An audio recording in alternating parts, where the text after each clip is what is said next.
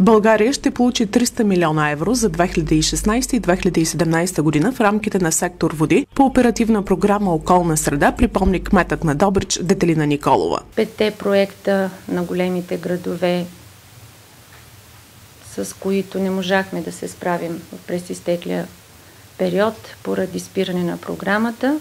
Това са на Пловдив, Асеновград, Добрич, Плевен и Долна Митрополия. Те са заедно двата, Плевен и Долна Митрополия. Проектите са в Европейската комисия повече от 2 години. Знаете, че бяха на оценка там. Те ще бъдат върнати в България, предвид обстоятелството, че след като ДДС е недопустим разход, те ще паднат под 50 милиона евро, в резултат на което новият програмен период, управляващият орган на оперативна програма Околна среда ще ги оценява, а ние ще бъдем бенефициенти. Представител на Европейската инвестиционна банка пристига утре за среща с ръководството на ВиК Добрич. Дейвид Хартман, който работи у нас в посока икономическа и енергийна ефективност, ще помага за дооформяне на Добричкия проект за водния цикъл. На срещата ще присъстват и представители на общината.